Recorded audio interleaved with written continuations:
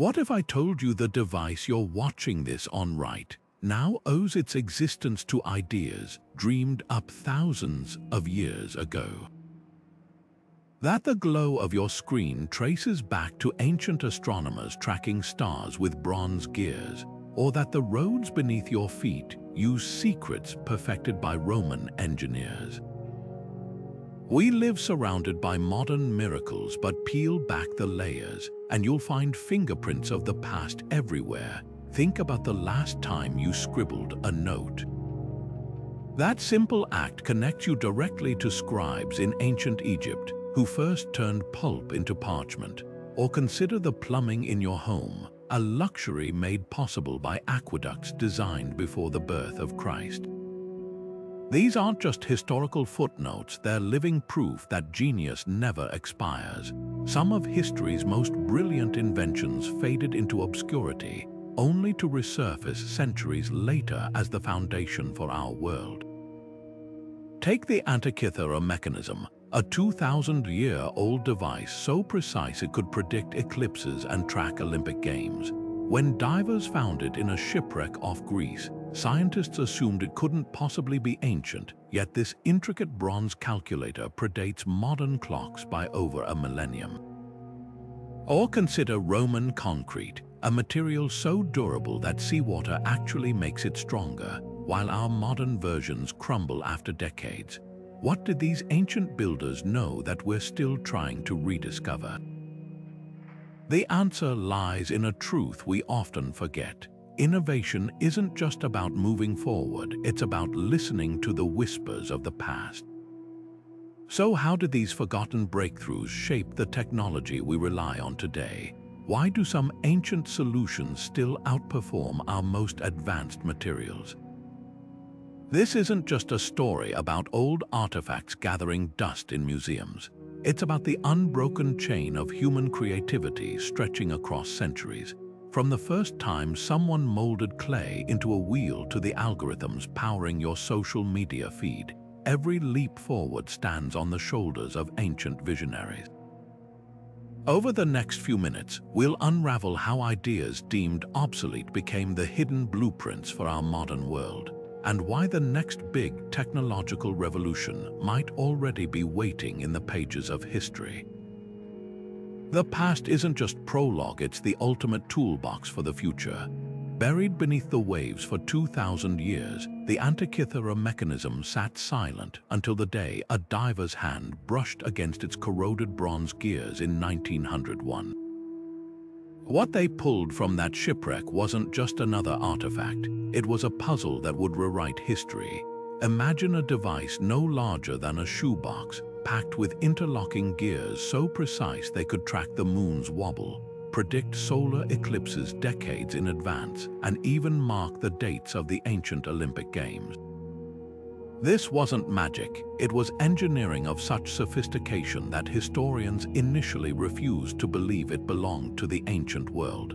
They assumed it had fallen into the wreck centuries later, a modern anomaly among classical treasures. But the truth was far more astonishing. The genius of the Antikythera mechanism lies in its miniaturization. While other civilizations built monumental clocks or towering observatories, Greek engineers compressed celestial mechanics into a portable machine. Its differential gear, a component once thought invented in the 16th century, allowed it to calculate the changing speeds of the moon as it orbited Earth, something no other device could do until the Industrial Revolution. Think about that for a moment. The mathematical principles powering your car's transmission today were first hammered out in bronze by artisans working under the Mediterranean sun 2 millennia ago. What's even more remarkable is how this ancient computer might have shaped the tools we use now. When medieval astronomers built their first mechanical calendars, were they rediscovering, or perhaps inheriting fragments of knowledge from devices like the Antikythera? Some scholars suspect so. The same gear-driven logic that tracked planets for ancient Greeks eventually resurfaced in the clockwork towers of Europe.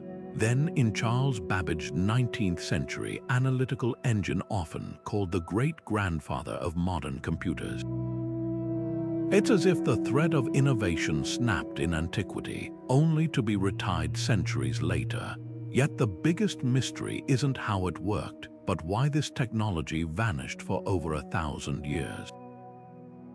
Was the Antikythera one of many, part of a thriving tradition of mechanical genius that wars or disasters erased from history? Or was it a lone masterpiece, crafted by a visionary whose name we'll never know? Every scratch on its surviving fragments whispers the same urgent lesson. Progress isn't always a straight line. Sometimes, brilliance gets buried waiting for the right moment to be rediscovered. While the Antikythera mechanism reveals the precision of ancient minds, Roman concrete showcases their mastery of materials, a technology so advanced we're still scrambling to catch up. Picture this: modern concrete bridges require expensive repairs after 50 years, yet the piers of Rome's harbor at Portus Cossanus have withstood 2,000 years of crashing waves. The difference isn't just durability, it's a revolutionary chemistry lesson written in stone. When engineers finally cracked the secret a few years ago, they found something astonishing. Roman builders mixed volcanic ash from the Pozzuoli region with lime and seawater, creating a reaction that forms rare minerals like aluminous tobamorite. These crystals act like microscopic repair crews, filling cracks as they form. Seawater, the nemesis of modern concrete, actually makes Roman concrete stronger over time. The implications are staggering. Today, we produce over 4 billion tons of concrete annually, making it the second most consumed material on Earth after water. Yet our version emits massive amounts of carbon dioxide during production and degrades rapidly. Meanwhile, the Roman recipe actually absorbs carbon dioxide as it cures. Imagine constructing seawalls that fortify themselves against rising tides, or earthquake-resistant buildings that heal hairline fractures before they spread. Scientists at the University of Utah recently recreated this ancient formula, proving its potential could redefine sustainable construction. But here's the twist: the Romans themselves may not have fully understood the science behind their miracle material. Their meticulous records describe the mixing process, yet make no mention of the self-healing minerals. Did they stumble upon this innovation by accident, or was the knowledge lost through generations? This raises an even bigger question.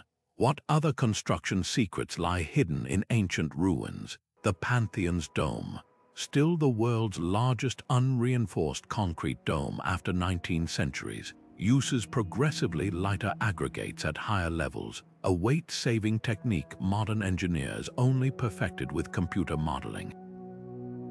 Roman roads, built with layered stones and proper drainage, remain usable today, while modern asphalt cracks under seasonal temperature swings. Perhaps most intriguing is the recent discovery of hot mixing in Roman concrete, a process where quicklime is added directly to the mixture, creating pockets that enhance crack resistance. Now, teams from MIT to the Netherlands are racing to adapt these ancient techniques for the 21st century. One startup embeds bacteria in concrete to mimic Rome's self-healing properties, while others experiment with volcanic substitutes like fly ash from coal plants. The real breakthrough isn't just copying the past, it's understanding why these methods worked so well. Roman concrete wasn't just a material, it was a philosophy of building in harmony with natural forces rather than fighting them. As climate change threatens our infrastructure, these time-tested solutions might hold the key to constructing cities that last not just for decades, but for millennia.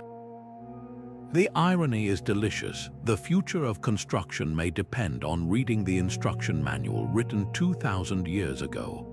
In a dusty corner of the Baghdad Museum sits a cluster of unassuming clay jars, each no taller than your forearm, sealed with asphalt and pierced through with iron rods surrounded by copper cylinders. Discovered in 1936 near the ancient city of Ctesiphon, these 2,000-year-old artifacts might hold the key to rewriting the history of electricity. When German archaeologist Wilhelm Koenig first examined them, he made a startling proposal. These weren't mere storage vessels, but primitive batteries capable of generating small electrical charges.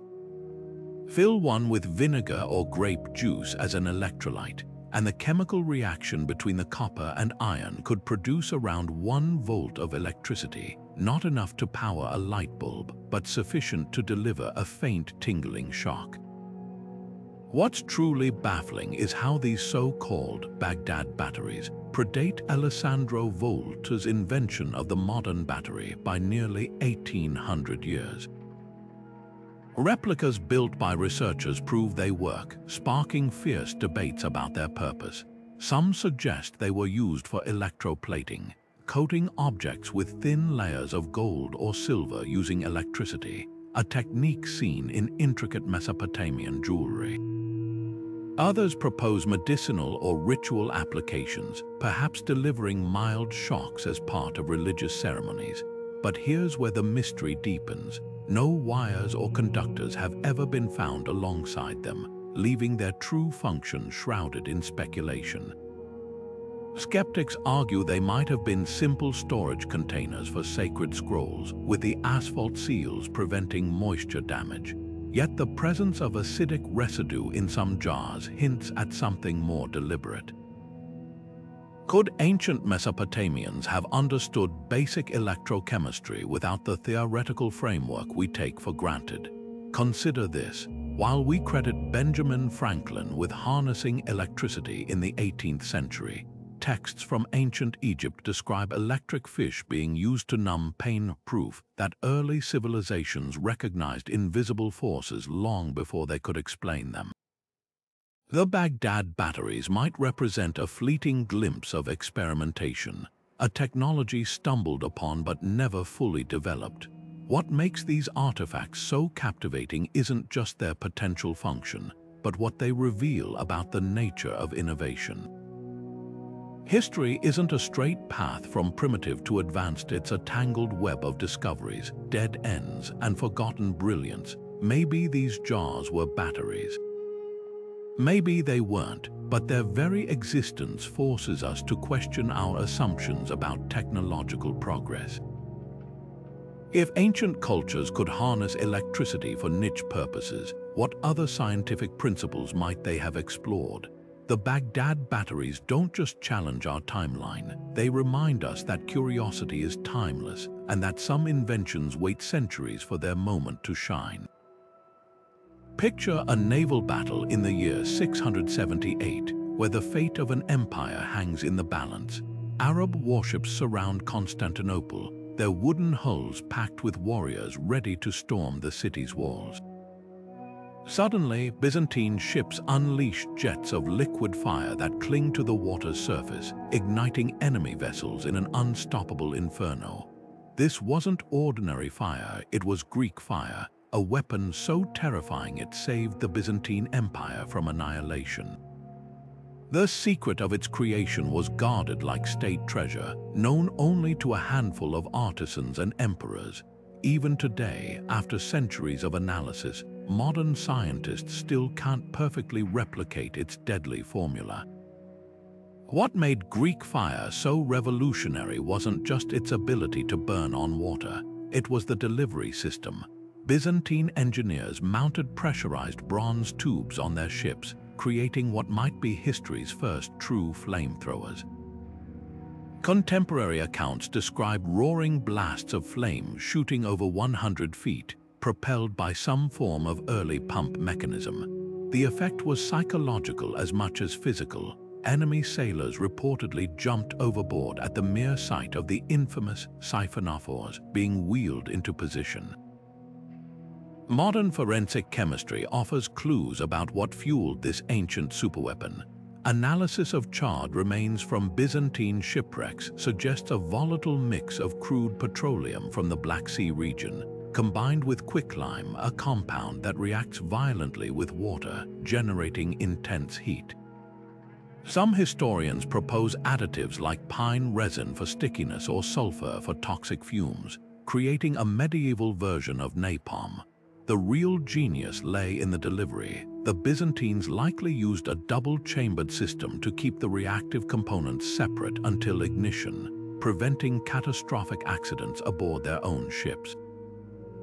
The military applications still resonate today. During World War II, researchers studied Greek fire while developing modern flamethrowers and incendiary bombs. More recently, defense labs have explored its principles for non-lethal crowd control weapons that create fiery barriers without explosion risks. Even maritime firefighting techniques borrow from Byzantine ingenuity, using hydrophobic chemicals to smother fuel fires on water, essentially reversing the weapon's original purpose. Yet the greatest lesson of Greek fire isn't about chemistry, it's about knowledge preservation. When Constantinople finally fell in 1453, the secret formula vanished forever. Some say the last emperor ordered its destruction to keep it from Ottoman hands, while others believe the specialists who knew its composition perished in the siege. Either way, it stands as a stark reminder: technology, no matter how advanced, is fragile without systems to sustain it. Today's military researchers scour ancient texts not just for technical insights, but for warnings about how easily breakthroughs can slip through the cracks of history. Perhaps that's why Greek fire captures our imagination so powerfully. It represents both the heights of human ingenuity and the precariousness of progress.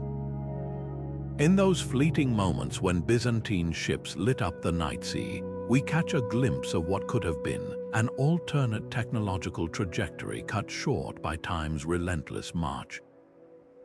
The echoes of those flames still flicker in laboratories today, where scientists walk the fine line between rediscovering lost wisdom and creating something entirely new. In the year 132, as the Han dynasty flourished, a brilliant court astronomer named Heng unveiled a creation that would shake the very foundations of science literally. His Hufeng Didongyi, or instrument for measuring the seasonal winds and movements of the Earth, wasn't just ornate art, it was the world's first seismoscope, capable of detecting earthquakes hundreds of miles away with uncanny accuracy. Picture a towering bronze vessel adorned with 8 dragons, each clutching a metal ball above corresponding bronze toads with gaping mouths. When the Earth trembled, an internal pendulum mechanism would trigger just one dragon to release its ball, clanging into the toad below to pinpoint the quake's direction. The sophistication of Zhang Heng's design still stuns engineers today. While modern seismographs rely on electronic sensors to detect ground movement, his 2,000-year-old device used inertia principles we'd only formalize in Newton's laws 15 centuries later. A central vertical pendulum hung suspended inside the vessel, surrounded by carefully calibrated levers connected to each dragon's jaw. When seismic waves arrived from a specific direction, the pendulum would swing toward that axis, tripping a single lever while leaving the others untouched. Court records from 138 describe it detecting a quake in Longxi, over 400 kilometers from the capital, days before shaken messengers arrived with news of the devastation. What's truly remarkable is how this ancient device tackled problems modern seismologists still grapple with. Today's early warning systems use networks of sensors to triangulate quake locations. Zhang Heng achieved similar results with a single standalone instrument. Researchers at the Chinese Academy of Sciences recently built a working replica using his described specifications, confirming it could reliably sense quakes above magnitude 7 at impressive distances. The secret lay in its elegant simplicity. Rather than measuring ground displacement like modern devices, it responded to the direction of initial seismic waves, the same P waves contemporary systems use for early alerts. But the seismoscope's brilliance extends beyond mechanics. It represents a paradigm shift in how ancient cultures understood the natural world. While medieval Europe still attributed earthquakes to divine wrath or mythical creatures, Zhang Heng approached them as measurable phenomena. His accompanying treatise hypothesized that quakes resulted from accumulated energy along faults, eerily presaging modern plate tectonics theory. This wasn't just technology, it was the birth of empirical earth science. Modern seismology owes Zhang Heng more than we often acknowledge. The same principle of directional wave detection now guides earthquake-resistant architecture, helping engineers reinforce buildings along expected stress vectors. Japan's famed early warning system, which can halt bullet trains seconds before shaking arrives, follows the same basic logic as those bronze dragons, just with fiber optics instead of gravity. Perhaps most poetic is how 21st century researchers are revisiting his pendulum-based approach for areas too remote for electronic sensors, proving sometimes the old ways are still the best. The lingering mystery, only vague descriptions of the seismoscope's inner workings survived the centuries. Some scholars believe it used a clever system of counterweights to prevent false alarms from nearby tremors, while others speculate about liquid mercury dampening systems.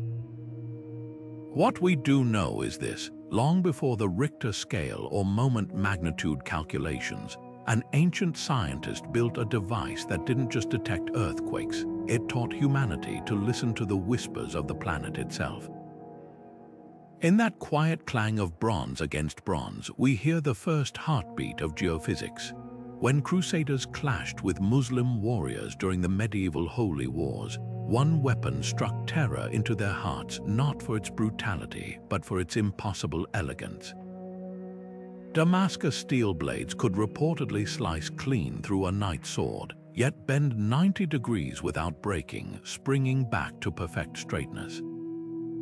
These weren't just tools of war, they were masterpieces of metallurgy so advanced that European blacksmiths spent centuries trying and failing to replicate their secrets.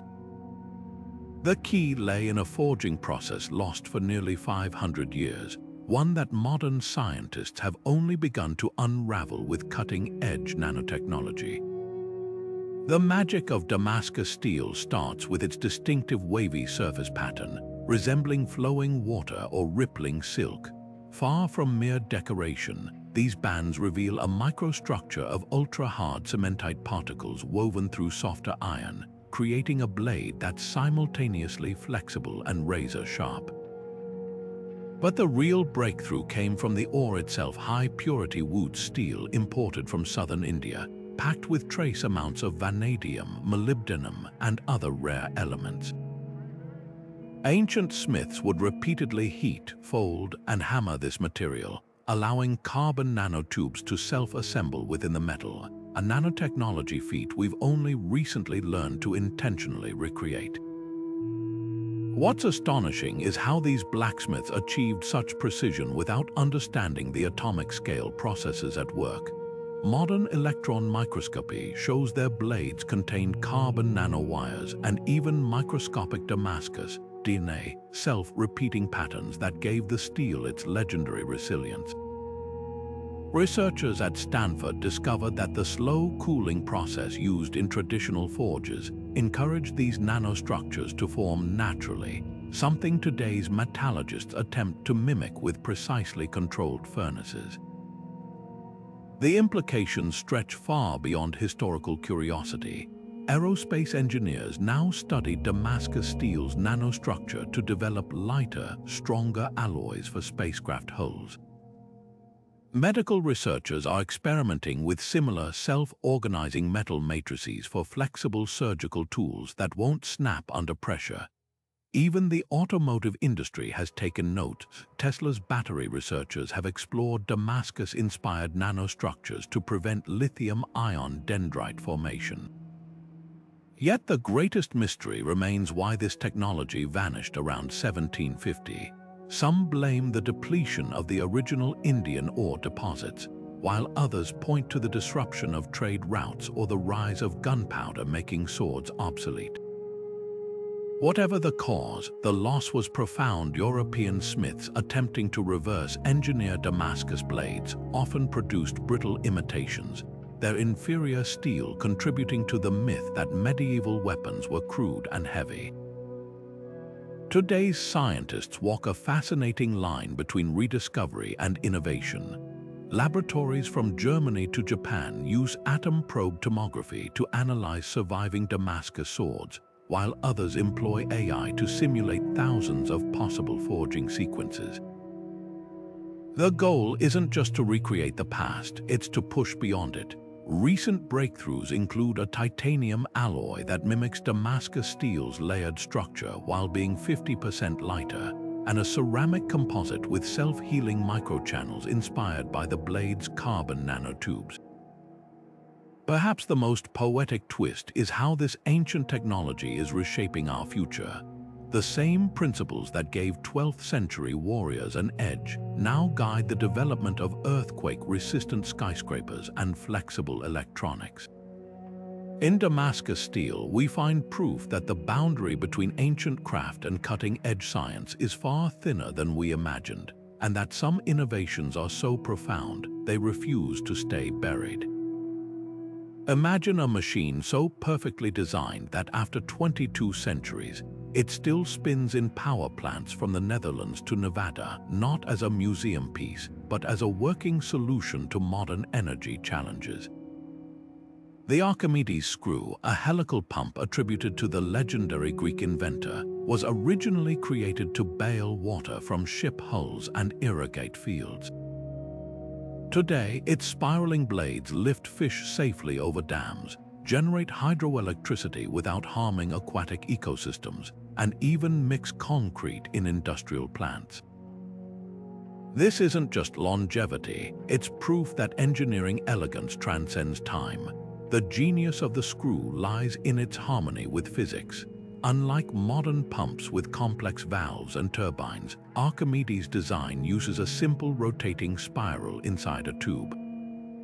As the screw turns, water gets trapped between its blades and the casing, climbing upward with minimal turbulence or energy loss.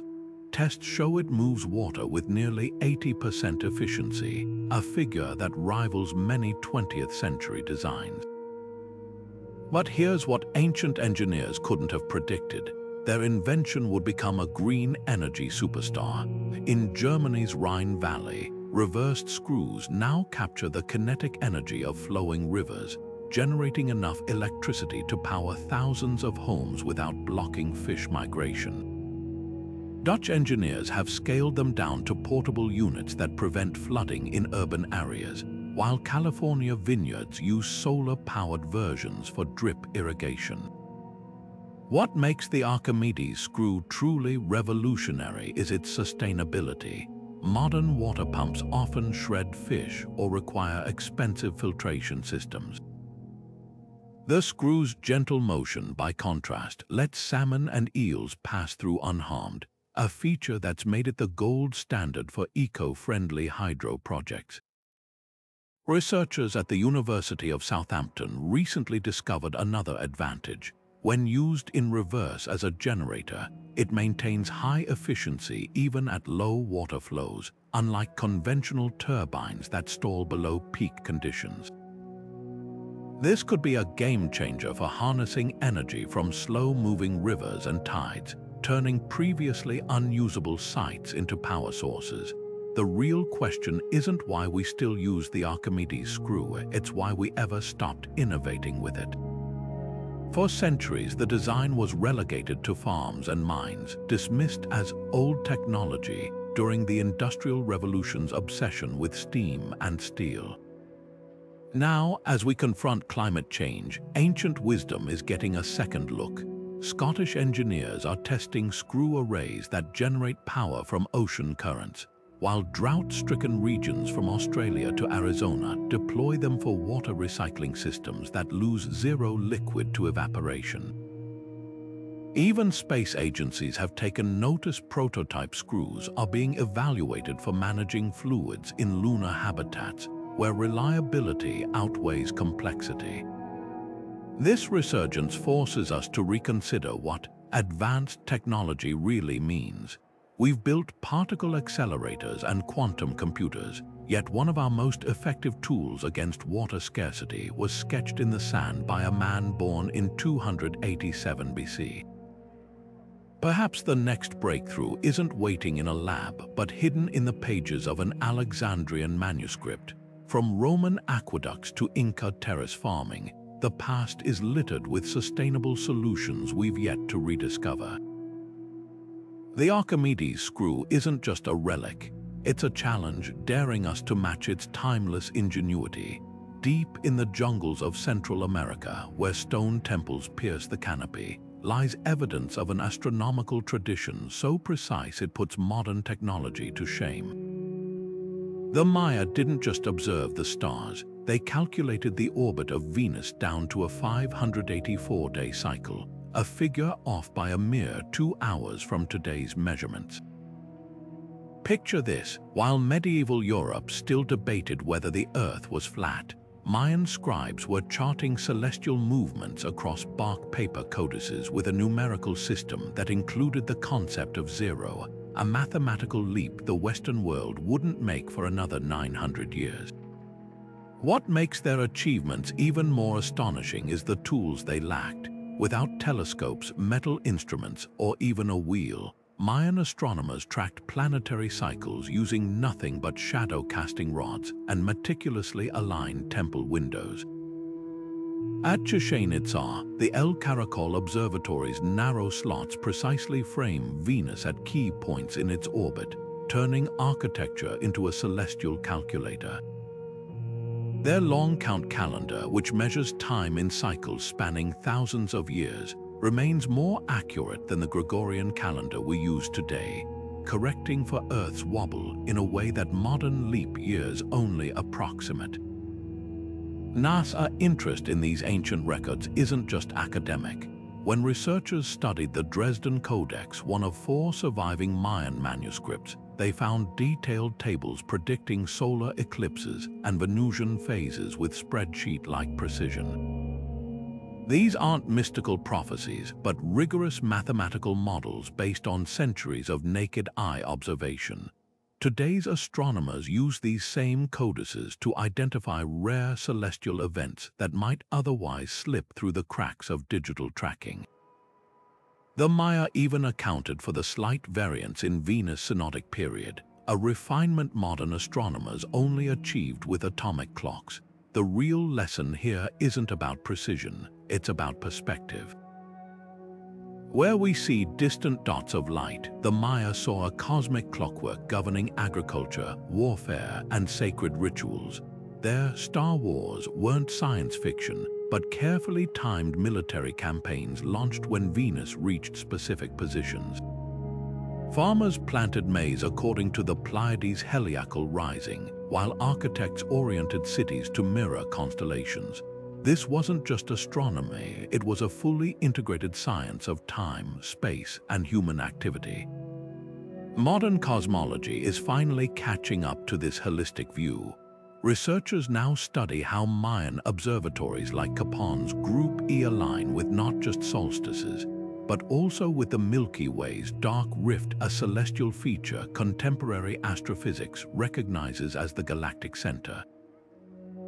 Their understanding of cosmic cycles hints at insights we're only now verifying, that celestial patterns operate on scales far beyond human lifespans, requiring generational knowledge transfer. Perhaps the most humbling realization comes from the Popol Vuh, the Mayan creation text that describes the cosmos as a ceaseless cycle of destruction and renewal. In an era where satellite collisions create orbital debris fields, this ancient wisdom feels eerily prescient. The Maya didn't just predict planetary motions, they anticipated our modern dilemma of balancing technological progress with cosmic responsibility. Their legacy challenges us to look up not just with instruments, but with the same reverence that turned temples into time machines and scribes into scientists.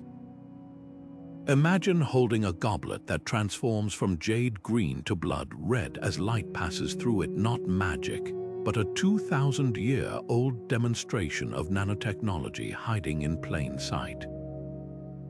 The Lycurgus cup, crafted by Roman artisans around the 4th century, isn't just a masterpiece of glasswork, it's a scientific marvel that predates modern nanoscience by 1,700 years. When lit from the front, the cup glows emerald. Shift the light behind it, and the scene of King Lycurgus entangled in vines suddenly flares crimson. This optical sorcery stems from gold and silver particles ground so fine they're measured in billionths of a meter, a feat we now call colloidal nanotechnology.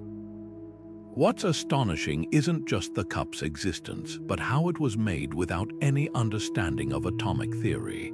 Roman glassmakers likely stumbled upon the effect by accident, adding minute amounts of precious metals to molten glass as colorants. Under electron microscopes, modern researchers found the particles average 70 nanometers wide, precisely the size needed to scatter light in this dramatic way. The artisans couldn't have known they were manipulating light at the quantum level, where gold absorbs and re-emits photons differently based on particle size.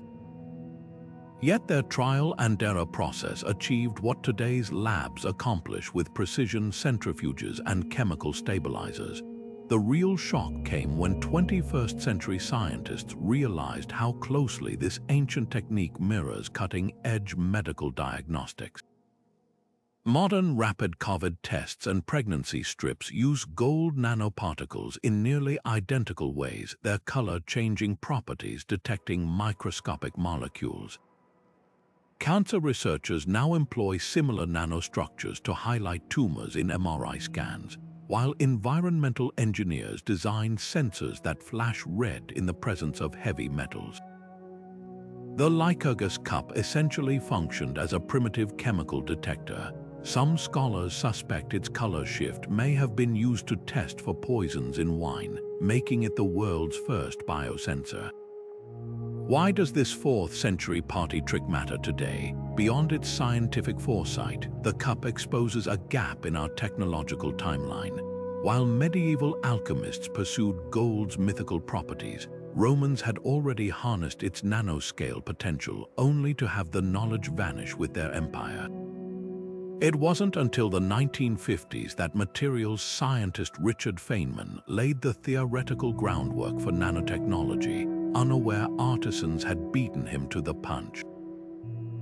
Modern attempts to recreate the cup's exact composition have failed spectacularly. Some batches turn opaque, others lose their chromatic shift. The missing ingredient might be something as simple as the type of wood ash used in Roman furnaces or the quenching process, proving that ancient craft sometimes holds secrets even reverse engineering can't crack. Now, museums guard the surviving Lycurgus cup like a crown jewel, not just for its rarity but for what it represents, a bridge between art and science, past and future. Laboratories from Oxford to Tokyo study its structure to improve solar panel efficiency, inspired by how its nanoparticles harvest light. Meanwhile, historians scour Pliny the Elder's writings for clues about other lost nanotech, wondering what else antiquity achieved without realizing its significance. The cup's final lesson might be the humblest. Sometimes the most revolutionary discoveries aren't made by those who understand them, but by curious minds willing to play with the unknown. In that sense, those Roman glassblowers weren't just craftsmen. They were the original nanotechnicians, proving innovation often begins with a simple question: what happens if? In the bustling labs of modern pharmaceutical giants, scientists in white coats peer through microscopes at a bright yellow powder. the same substance Indian healers have crushed in stone mortars for over 4,000 years. Turmeric, that vibrant staple of curry dishes, hides a secret weapon, curcumin, a compound with anti-inflammatory powers so potent it's now the blueprint for next-generation arthritis drugs. But this golden spice is just the tip of an ancient medical iceberg. Deep within palm leaf manuscripts like the Charaka Samhita, written around 300 BCE, lie descriptions of cataract surgeries using curved needles, hernia repairs with sterilized scalpels, and even early skin grafts procedures Europe wouldn't master until the 19th century. What's unfolding today isn't just nostalgia for traditional remedies, it's a full-scale scientific revolution. When researchers at Harvard Medical School tested turmeric's effects on joint tissue, they found curcumin molecules binding to inflammation, causing enzymes with sniper-like precision, outperforming many synthetic drugs. The kicker, Ayurvedic texts had already documented this exact application, prescribing turmeric paste for swollen joints millennia before the term arthritis existed.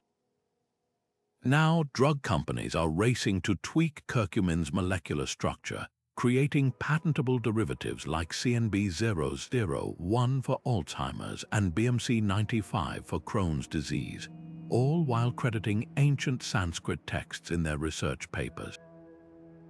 But the real game changer lies in Ayurveda's holistic approach. Modern medicine often treats symptoms in isolation, a pill for pain, another for digestion. Ancient Indian physicians saw the body as an interconnected web, prescribing combinations like ashwagandha for stress-induced insomnia or triphala for gut-brain axis imbalances. Sound familiar? It's the same principle behind today's hottest medical frontier, systems biology.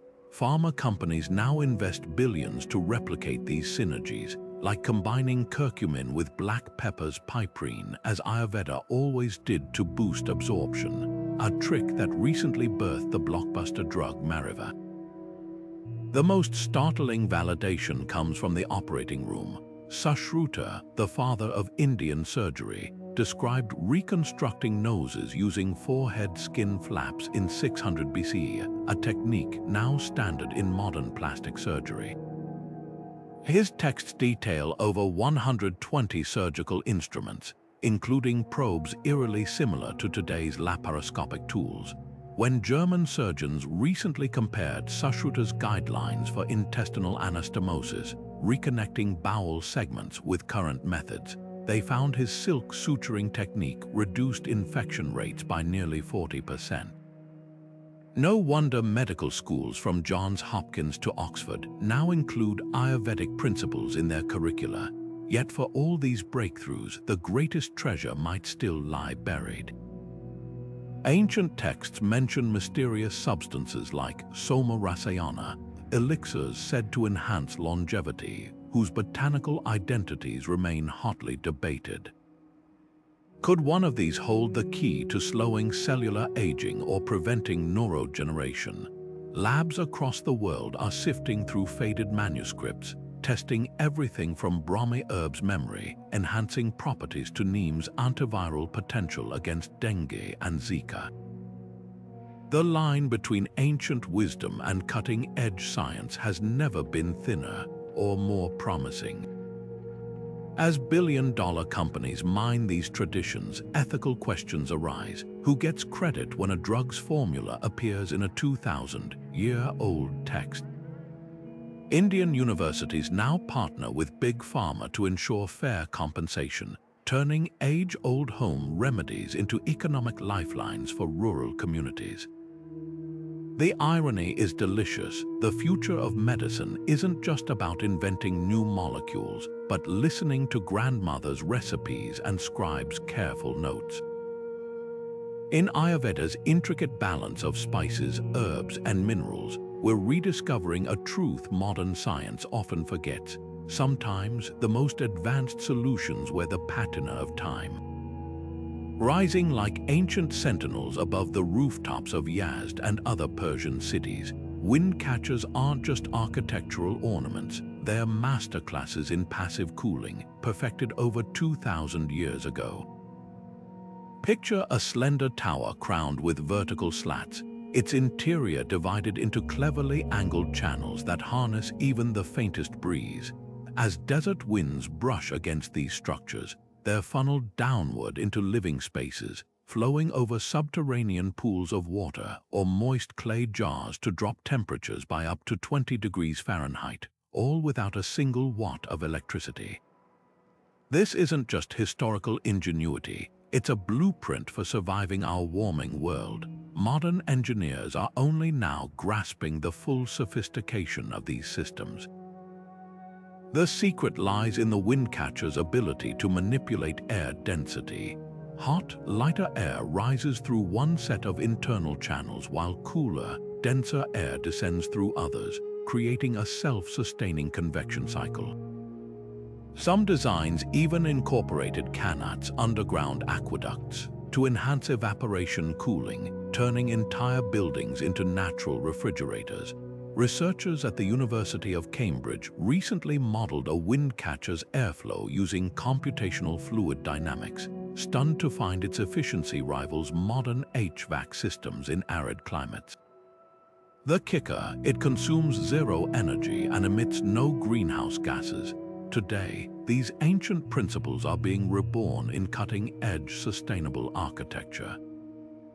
Dubai's sustainable city development features windcatcher-inspired towers that reduce cooling needs by 40%, while Arizona State University's Global Dryland Center uses a hybrid design combining traditional Persian geometry with solar-powered fans for boosted airflow.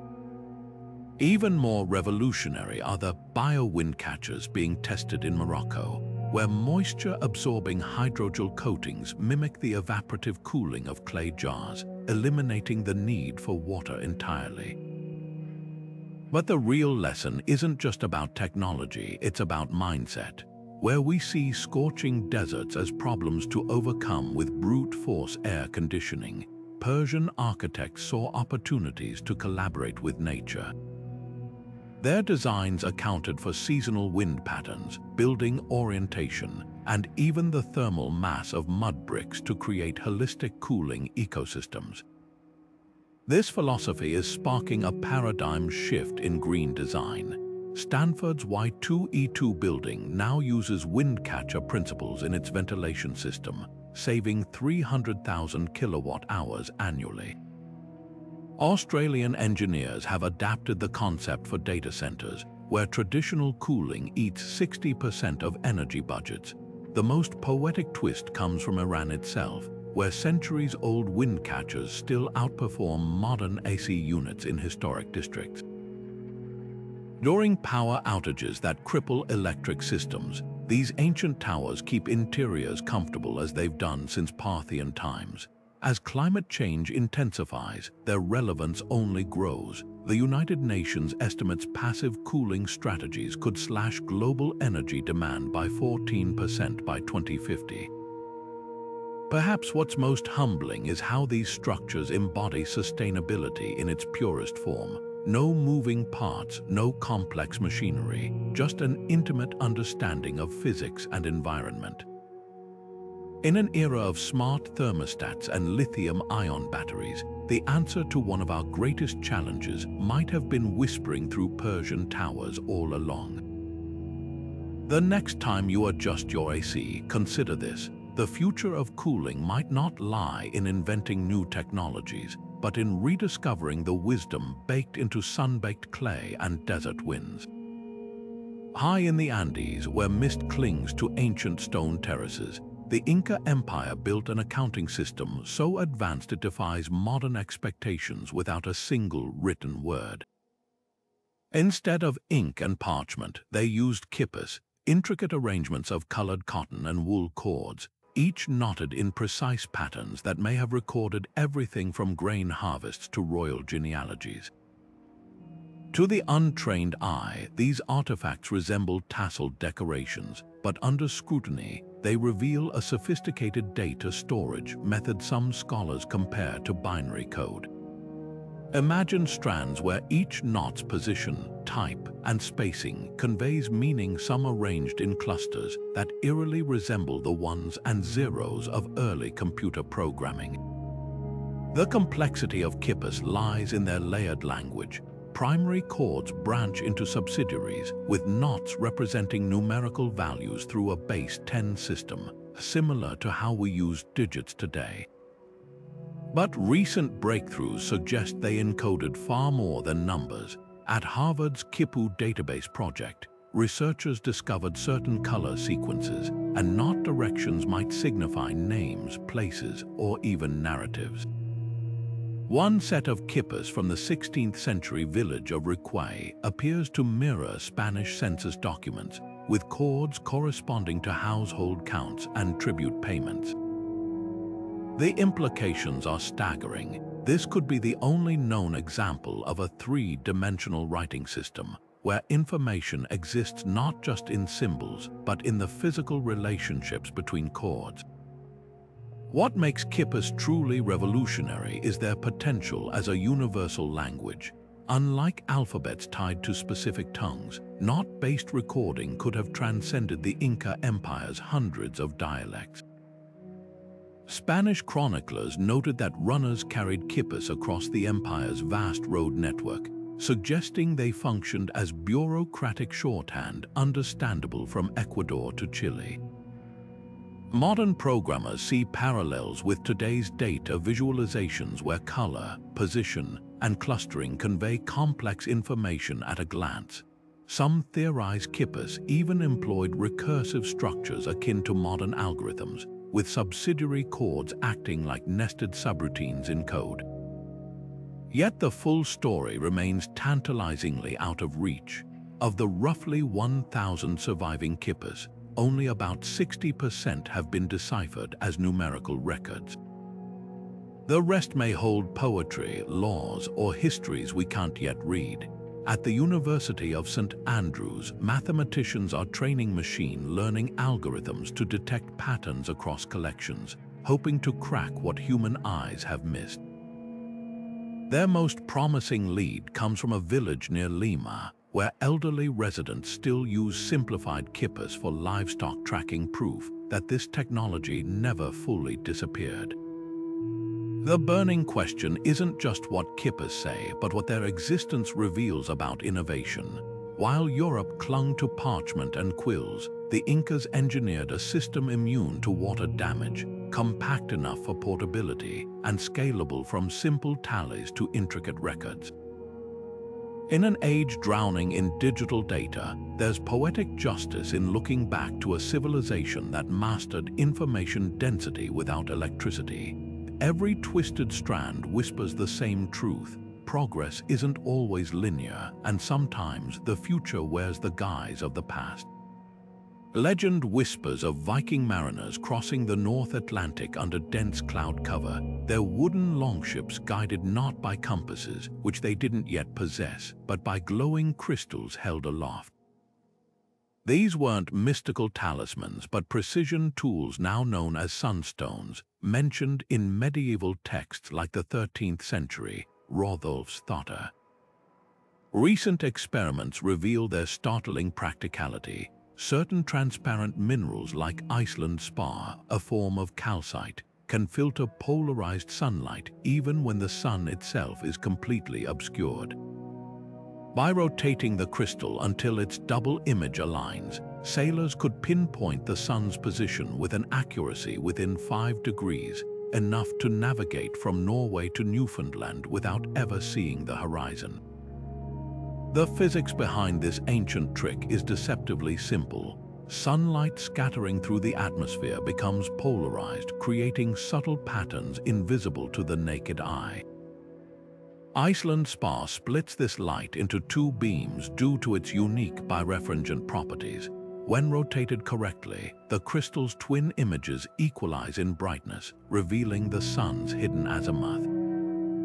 Archaeologists bolstered this theory in 2013 after discovering a calcite crystal aboard a 16th century English shipwreck positioned near navigation tools, suggesting practical use centuries after the Viking Age. Even more compelling, Danish researchers demonstrated the technique under Arctic cloud cover, successfully steering a modern boat using only a replica sunstone. What fascinates modern scientists isn't just the Vikings' ingenuity, but how their methods could revolutionize backup navigation today.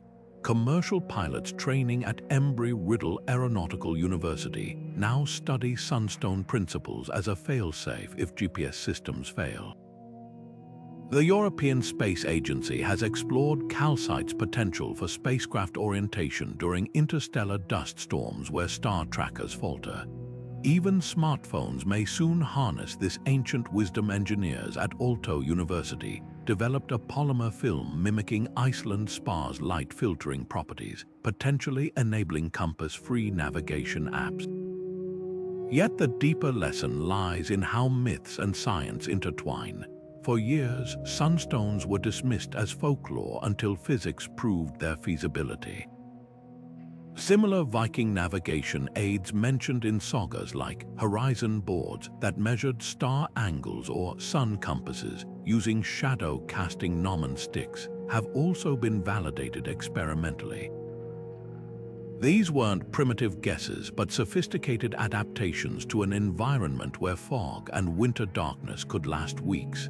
The real mystery: no Viking-era sunstone has ever been found in an archaeological context. Some scholars argue they were too valuable to leave in graves, while others speculate the crystals might have been repurposed or misidentified in existing collections. Either way, their legacy endures where it matters most, in the quiet confidence of a mariner holding a piece of the sky itself, turning scattered light into a path forward. In an age of satellite dependency, that's more than history. It's a reminder that sometimes the clearest direction comes from learning to see the invisible. Imagine walking into an ancient Greek temple when suddenly, without any human touch, the massive bronze doors swing open as if moved by divine hands. The crowd gasps. This isn't magic, but the work of Heng of Alexandria, a first-century engineer whose inventions blurred the line between ritual and robotics. His automatic temple doors, powered by hidden steam engines and counterweights, were just the beginning. This visionary built entire mechanical theaters where puppet shows unfolded with clockwork precision, powered by falling sand or water. His most startling creation, a coin-operated holy water dispenser that, when a drachma dropped into its slot, precisely measured and poured sacred liquid, essentially the world's first vending machine. What makes Heng's inventions so revolutionary isn't just their complexity, but their purpose. These weren't mere toys, they were tools designed to inspire awe and devotion. Take his mechanical singing birds perched atop fountains, whose whistles mimicked avian calls as water flowed, an ancient precursor to Disney's animatronics. Or his automated puppet play of Nauplius, where tiny wooden sailors rowed boats and lifted hammers entirely through a system of ropes, gears, and rotating drums. Modern engineers who have reconstructed these devices describe them as analog computers, with sequences so precise they could rival early industrial machinery. The real shock comes when you realize how close the ancient world came to an industrial revolution. Heng's Eolipile, a spinning bronze sphere propelled by steam jets, was essentially a primitive steam engine, predating James Watt's famous design by 1700 years. Had someone paired this with his gear systems and automata, the classical world might have leapfrogged into mechanized production. Instead, these technologies remained novelties, their potential untapped. Some historians argue this wasn't due to lack of ingenuity, but cultural priorities where we see factory potential. Greeks saw theatrical wonder. Today, roboticists are rediscovering Heng's principles in surprising ways. NASA engineers studying his pneumatic systems found parallels in modern Mars rover designs, particularly in mechanisms that convert pressure into motion without electronic controls. Theaters worldwide still use variations of his rope and pulley systems for flying scenery, proving some solutions are timeless. Even the vending machine concept he pioneered now generates billions annually in global retail. But perhaps the most haunting question isn't about what Heng built, it's about what was lost. Only a fraction of his writings survived the burning of the Library of Alexandria. Among the fragments are mentions of a self-propelled cart and mirror arrays that could focus sunlight into weapons, ideas that sound eerily like autonomous vehicles and solar death rays. Were these just fanciful concepts, or did ancient workshops brim with mechanical marvels? We'll never know. One thing's certain: when we marvel at today's robots, we're not just looking at the future, we're glimpsing fragments of a past where imagination and engineering danced together in temple shadows. Long before the glow of digital screens, the most revolutionary invention in human communication wasn't etched in stone or woven into silk. It was pulped, pressed, and dried into sheets thinner than a dragonfly's wing. In the year 105, a Han Dynasty court official named Kai Lun presented Emperor He with what seemed like magic: a lightweight, durable surface made from mulberry bark, hemp, and old fishing nets. This was paper, not just an improvement on bamboo scrolls or silk parchment, but a quantum leap that would reshape civilization itself. For the first time, knowledge could travel light, slipping into saddlebags and ship holds instead of requiring donkey caravans to transport stone tablets. The implications were staggering. Buddhist sutras could spread across Asia without disintegrating like fragile silk. Government decrees reached distant provinces intact. And perhaps most profoundly, literacy ceased to be the privilege of emperors and elites. Paper made ideas portable, affordable, and infinitely reproducible. But here's what Kai Lun couldn't have imagined. 2,000 years later, his invention would evolve far beyond books and scrolls. Modern engineers have transformed paper into a high-tech material with properties that seem almost alien. Take conductive paper, infused with carbon nanotubes or silver nanowires. It's now used in flexible touchscreens and medical diagnostics. Researchers at Purdue University recently developed smart paper, embedded with microscopic sensors that change color when exposed to pathogens, potentially revolutionizing food packaging.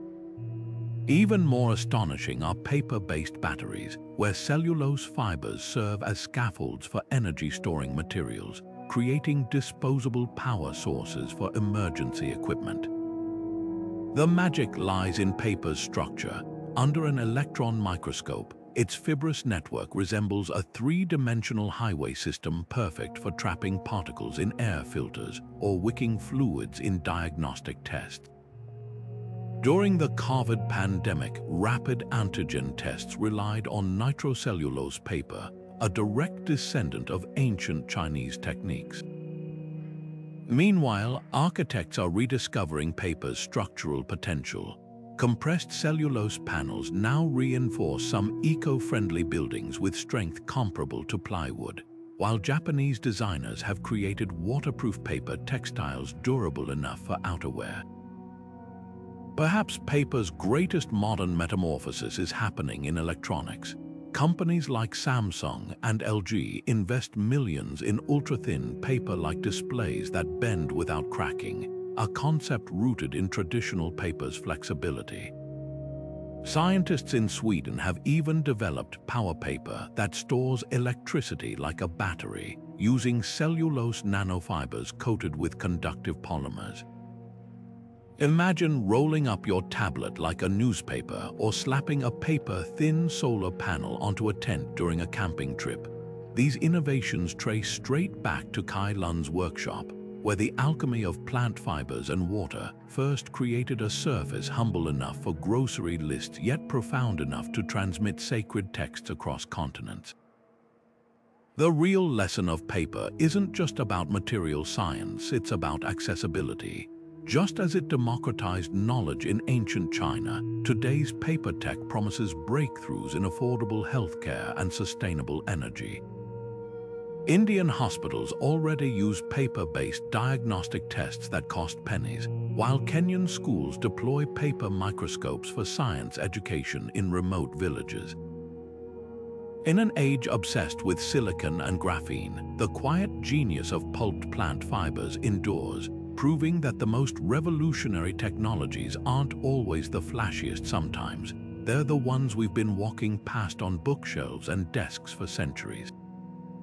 The next time you fold a paper airplane or jot down a note, remember, you're holding the original information superhighway, a technology so adaptable it's still reinventing itself 2 millennia after its birth.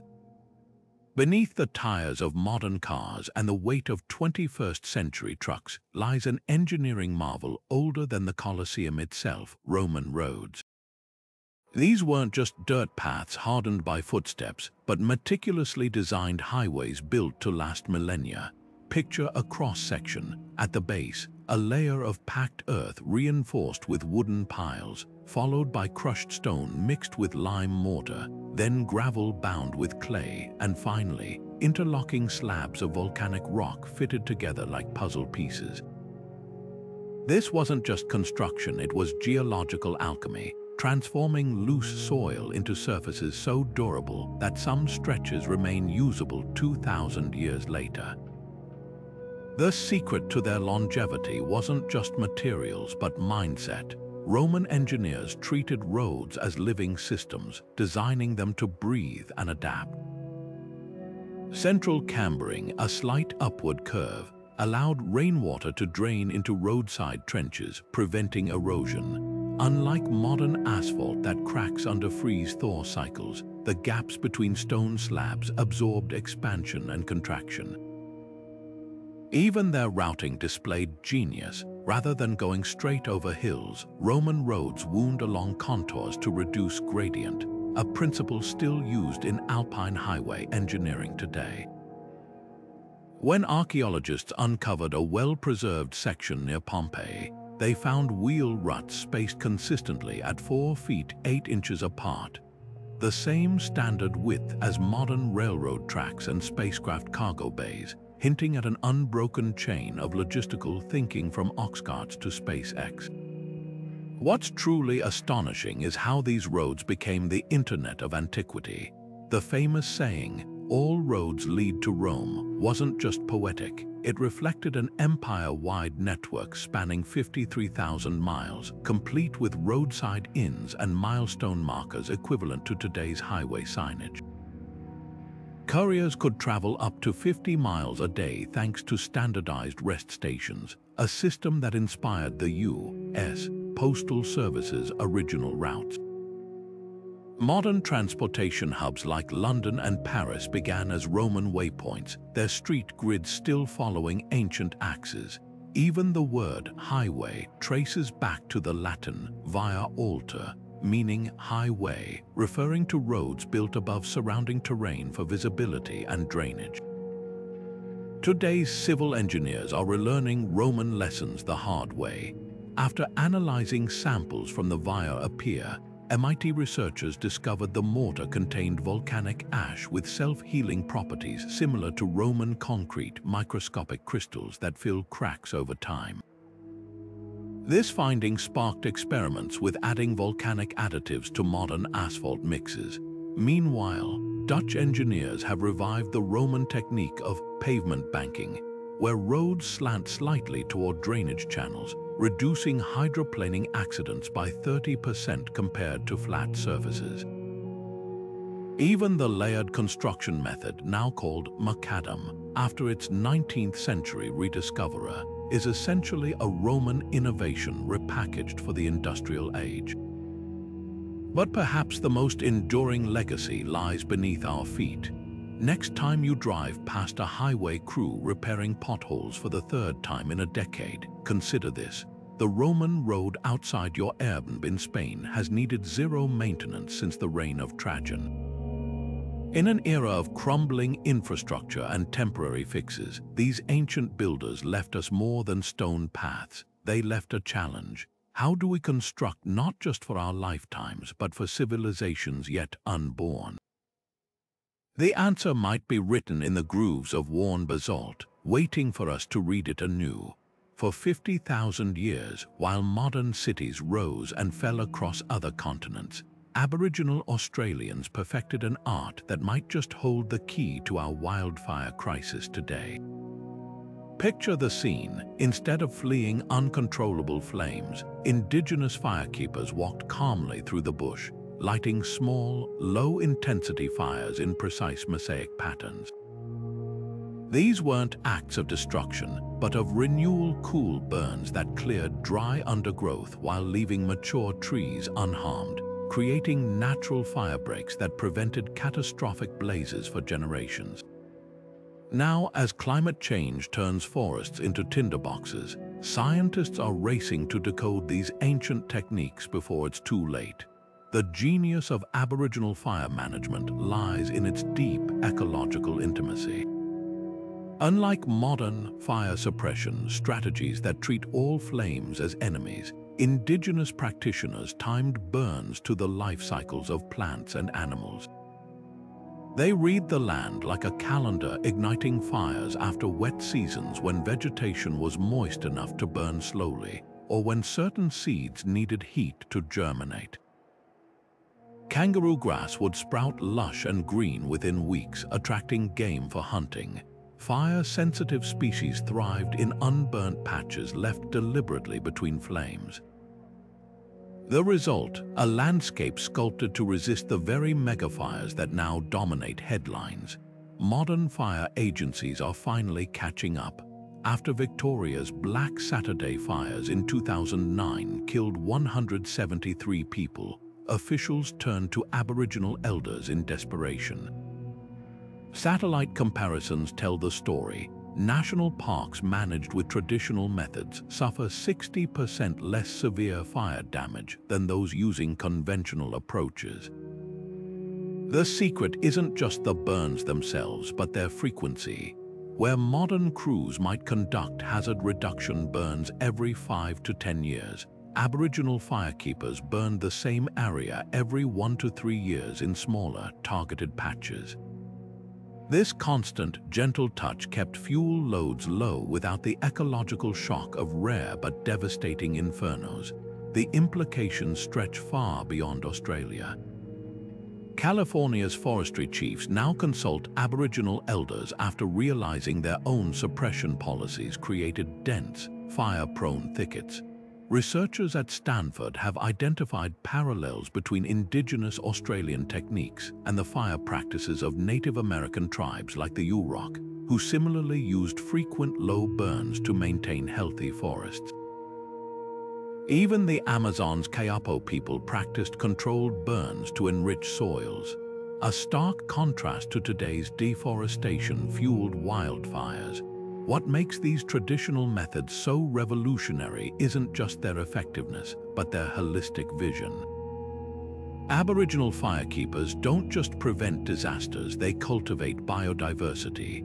Certain orchids only bloom after fires, while bettongs and bandicoots rely on freshly burnt ground for foraging. In Arnhem Land, where traditional burning never stopped, ecosystems boast twice the mammal diversity of parks managed by modern methods. This isn't wildfire prevention, it's terraforming on a generational scale. The challenge now is bridging ancient wisdom with modern realities. Drones equipped with thermal cameras help rangers identify optimal burn areas, while apps record indigenous knowledge for future generations. In Western Australia's Kimberley region, a groundbreaking program trains young rangers in both traditional firecraft and GPS mapping. The goal isn't to return to some mythical past, but to create a new paradigm, one where the oldest continuous culture on Earth helps the rest of us relearn how to live with fire rather than fear it. As record-breaking fires scorch continents from Greece to Canada, the message from 50 millennia of land management couldn't be clearer. Sometimes the best way to fight fire isn't with more technology, but with deeper understanding. The next time you see smoke on the horizon, consider this. Those wisps might not signal destruction, but the careful work of hands and minds who've been tending this flame dance between humans and nature since the last ice age. Buried beneath the shifting sands of Mesopotamia, a crumbling clay tablet from 1800 BCE holds the secret to a revolution not in politics or warfare, but in the very language of the universe. This isn't just ancient bookkeeping, it's the world's first known algebra problem, scratched into wet clay by a Babylonian scribe 4 millennia ago. The equation, a quadratic problem about land area. I subtracted the side of my square from the area, and it was 1430. To modern eyes, it looks like hieroglyphics, but hidden in those wedge-shaped cuneiform strokes is the birth of abstract mathematics. The scribe didn't just solve it, they outlined a step-by-step method identical to the quadratic formula we teach in high schools today, complete with geometric proofs.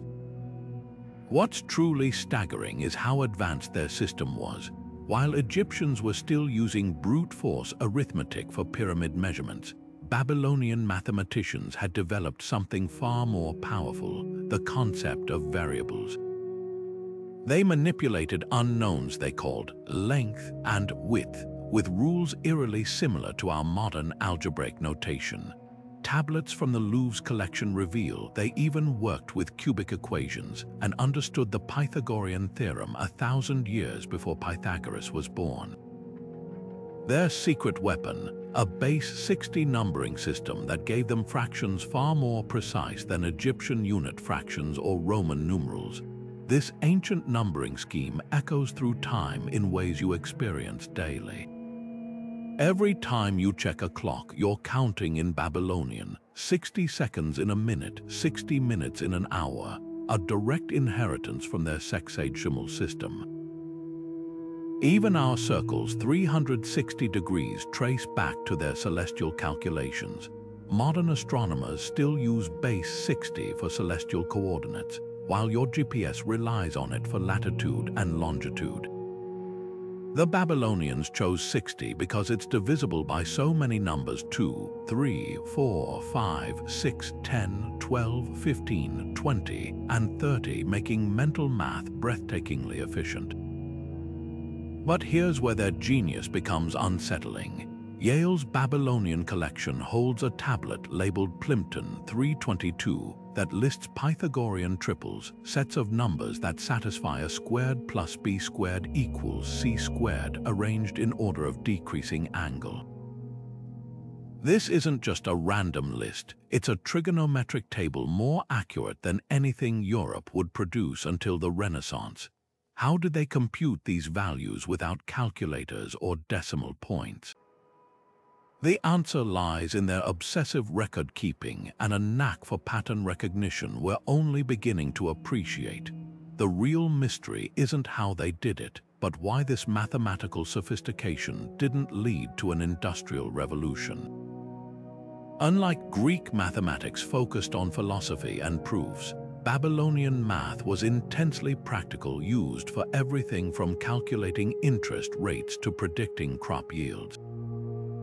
Some scholars believe their lack of symbolic notation held them back. Others argue their society simply had different priorities. Whatever the reason, their legacy is undeniable. The next time you solve for X or glance at your watch, remember, you're not just doing math or telling time, you're whispering across 4,000 years to the scribes who first dared to think in numbers.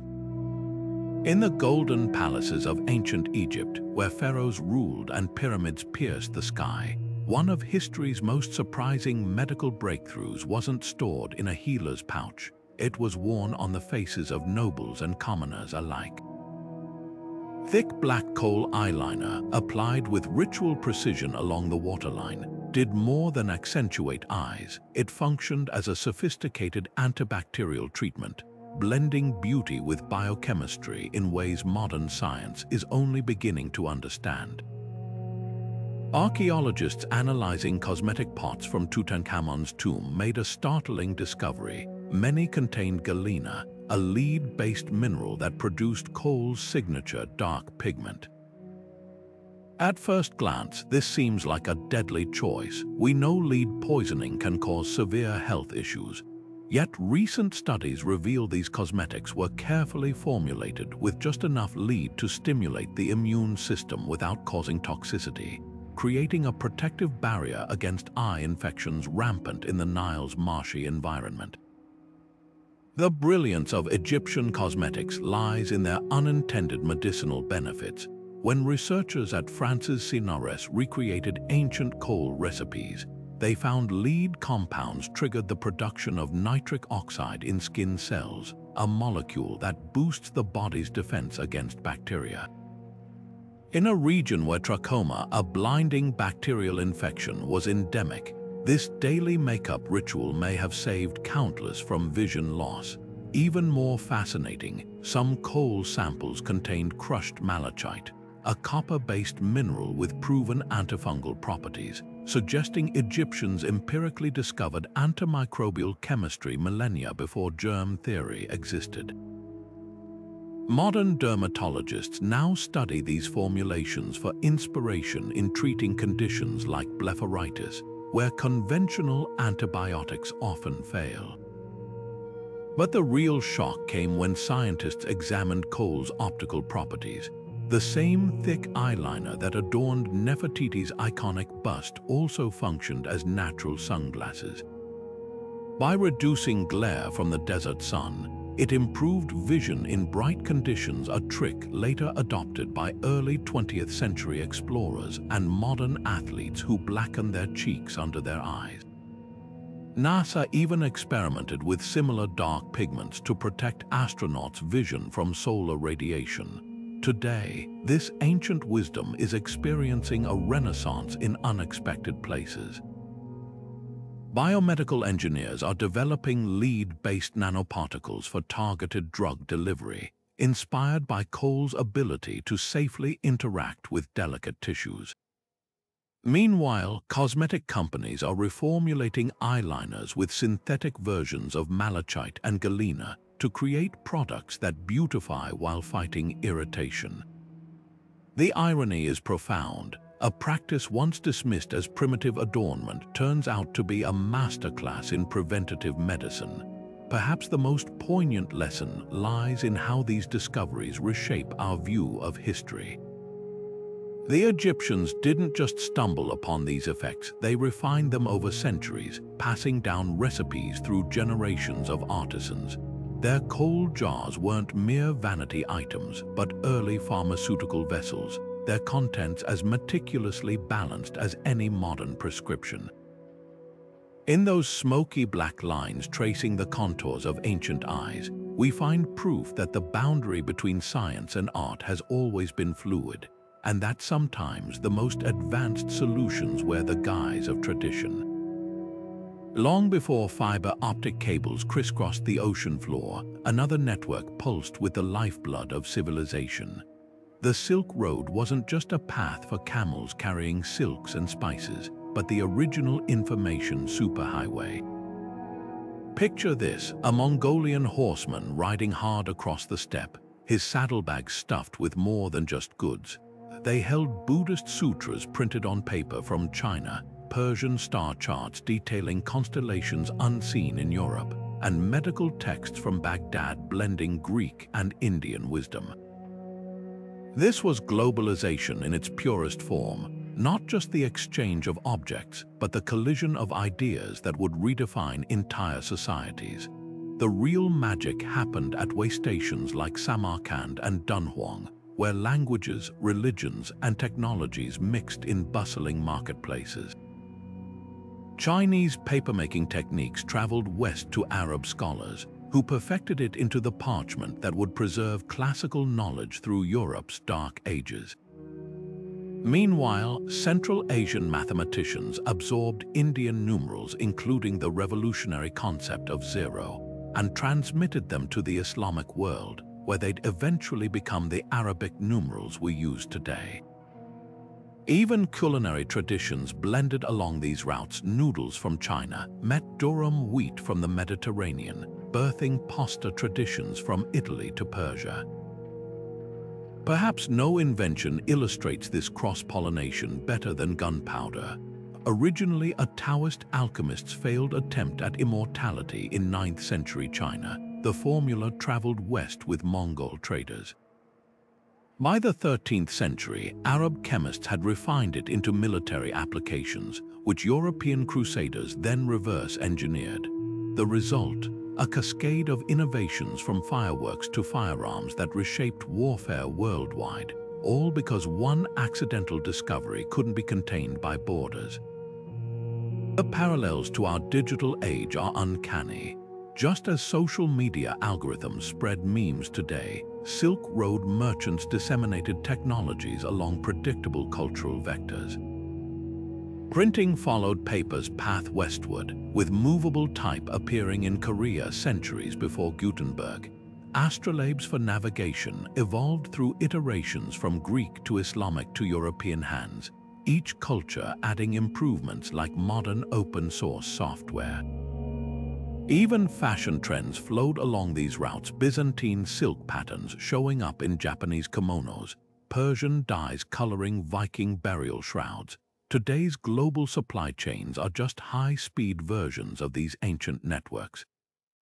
The spices that once took years to traverse continents now appear overnight on supermarket shelves, while digital marketplaces have replaced caravanserais with virtual storefronts. But the underlying principle remains identical: connection breeds innovation. When Venetian merchant Marco Polo returned from China with tales of paper money and coal heating, it sparked Europe's imagination just as Silicon Valley's gadgets fascinate the modern world. The lesson isn't just about trade routes, it's about the fragility and resilience of human networks. When the Black Death or Mongol conquests disrupted the Silk Road, knowledge didn't vanish, it pooled in oasis cities like Bukhara, waiting to flow again when the time was right. In our era of trade wars and digital firewalls, that's a potent reminder: no civilization truly innovates in isolation. The next revolutionary idea might already be circulating along some modern Silk Road, whether it's a fiber optic cable beneath the Pacific or a satellite beaming data across the stratosphere. The routes change, but the human urge to connect, share, and build upon each other's genius remains timeless.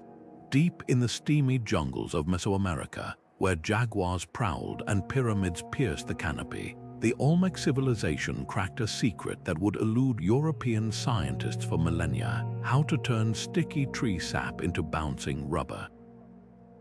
Around 1500 BC, these master innovators discovered that combining latex from Panama rubber trees with morning glory vine juice created a miraculous transformation.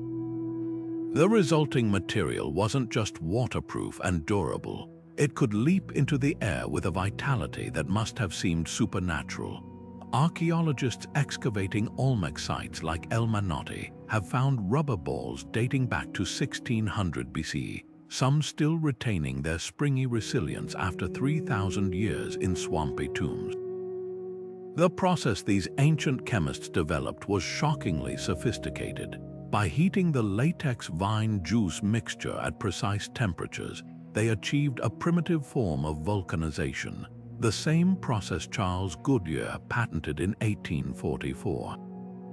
Modern materials scientists who have recreated Olmec rubber describe it as a masterclass in polymer chemistry. The sulfur-like compounds in morning glory sap created cross-links between latex molecules, giving the material its legendary elasticity. This wasn't crude trial and error, it was controlled experimentation yielding consistent results. The Olmec didn't just make rubber, they engineered it for specific purposes. Ballgame rubber contained more vine juice for maximum bounce, while sandal soles used less for durability. These rubber balls weren't mere playthings, they were sacred objects central to the Mesoamerican cosmos. The famous Olmec colossal heads often depict helmeted figures, likely ball players engaged in a ritual that symbolized the sun's daily journey across the sky. Courts became portals between worlds, the ball's trajectory mirroring celestial movements. When Spanish conquistadors first witnessed the game in the 16th century, they were baffled by balls that bounced like demons, little realizing they were seeing the end product of an unbroken 3,000-year technological tradition. The industrial implications are staggering. Modern vulcanization, which gave us everything from car tires to surgical gloves, follows the same basic principles the Olmec discovered. Researchers at MIT recently analyzed ancient rubber samples and found their stress resistance rivals that of modern bicycle tires. Even more remarkably, the Olmec formula is eco-friendly. Unlike petroleum-based synthetics, it biodegrades without toxic residues. Startups in Mexico and Brazil now blend traditional knowledge with modern chemistry to create sustainable rubber alternatives for everything from shoe soles to industrial hoses. Perhaps the most poignant twist is how this ancient innovation traveled. The Maya and Aztecs inherited and refined Olmec rubber techniques, creating hollow balls filled with seeds that rattled like modern basketballs. When Europeans finally encountered these materials, they initially dismissed them as primitive curiosities, missing the revolutionary science right under their noses. It took until the 19th century for Western chemists to independently rediscover what Mesoamericans had known since the Bronze Age. Today, as we grapple with microplastic pollution and dependence on fossil fuels, the Olmec approach feels startlingly relevant. Their rubber required no toxic additives, no energy-intensive processing, just an intimate understanding of local plants and patience to perfect the formula. The next time a basketball bounces off a court or a rain boot keeps your feet dry, remember, that simple pleasure and utility springs from the ingenuity of people who saw magic in tree sap and transformed it into the world's first elastic wonder. Picture a world without GPS, where sailors navigated vast oceans guided only by the stars, not with bulky instruments, but with a handheld device so elegant it could fit in the palm of your hand. The medieval Astrolabe, an intricate brass disc etched with celestial maps, wasn't just a tool, it was the ultimate all-in-one gadget of its time. More than just a navigational aid, this pocket-sized marvel could tell time, calculate latitude, predict sunrise and sunset, and even determine prayer times across the Islamic world. Its rotating plates and finely engraved lines transformed the night sky into a portable calculator, allowing users to solve complex astronomical problems with a simple twist of the wrist. The genius of the Astrolabe lies in its layers, literally. A typical design featured multiple engraved plates stacked like a medieval app launcher, each representing different celestial latitudes. By aligning the movable retere, a delicate web of pointers marking key stars with the horizon plate below, users could simulate the sky's movement for any date or location. Think of it as an analog planetarium crossed with a Swiss Army knife. Persian astronomer Al-Biruni used one in the 11th century to calculate the Earth's circumference with startling accuracy, while European scholars like Geoffrey Chaucer wrote instruction manuals for these devices centuries before the scientific revolution. What's truly astonishing is how these centuries-old tools mirror modern technology. Today's smartphone astronomy apps like Sky Guide or Star Walk function on nearly identical principles, just swap brass for touchscreens. The Astrolabe's retere becomes a digital overlay of constellations, its altitude markings replaced by accelerometer data. Even the way these apps augment reality, by labeling stars through your camera echoes how medieval users held their astrolabes aloft to measure star angles against engraved scales. The only real difference: battery life. A well-maintained astrolabe could last generations without needing a charge. Modern engineers still marvel at their precision. A 10th century astrolabe preserved at Oxford's Museum of the History of Science can pinpoint celestial positions within 1 degree of accuracy, comparable to early 20th century sextants. Some advanced models even incorporated geared mechanisms similar to the Antikythera device, allowing calculations of planetary movements. This wasn't just stargazing for hobbyists, it was serious science. When NASA needed backup navigation methods during the Apollo program, they studied astrolabe principles as a potential failsafe if computer systems failed. Yet the real legacy of these devices isn't just in their mechanics, it's in how they democratized knowledge. Unlike the massive stone observatories of earlier civilizations, astrolabes brought cosmic understanding into homes and schools. Surviving specimens often show wear from frequent handling, their brass surfaces polished smooth by generations of curious fingers. In Cordoba's medieval libraries, scholars debated star positions using personal astrolabes no larger than modern smartphones, proving that the urge to carry the universe in your pocket isn't a modern obsession, it's a timeless human desire. Now, as digital screens dominate our lives, a quiet revival is underway. Master craftsmen in Morocco and Turkey still forge astrolabes using centuries-old techniques, while makerspaces from Boston to Berlin experiment with 3D printed versions. There's something profoundly satisfying about holding a device that computes without electricity, that answers celestial questions through sheer mechanical elegance. The next time you check your phone for the moon phase or sunrise time, remember, you're participating in a tradition that began when astronomers first realized the cosmos could be held in your hands, if only you knew how to ask.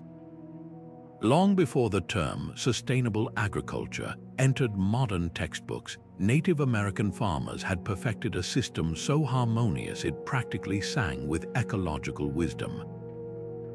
Picture a field where emerald cornstalks stand tall like sentinels, their stems embraced by twining bean vines, while below, broad squash leaves sprawl across the soil like living mulch. This is the Three Sisters method, a trinity of crops that nourish each other as deftly as a well-conducted orchestra. The genius lies in how each plant plays its part. Corn offers sturdy stalks for beans to climb. Beans fix nitrogen in the soil to feed the hungry corn, and squash leaves shade the ground, suppressing weeds while locking in moisture. Together, they create a self-sustaining microcosm where the whole becomes far greater than the sum of its parts. Modern agroecologists are only now uncovering the full sophistication of this ancient system. Research at Cornell University revealed Three Sisters plots produce 20% more calories per acre than monoculture fields, all without synthetic fertilizers. The beans' nitrogen-fixing nodules act as natural fertilizer factories, while the squash's prickly leaves deter pests better than any pesticide.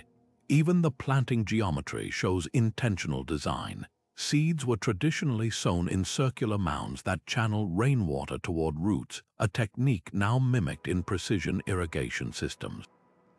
What's most astonishing is how these indigenous farmers bred each sister for teamwork.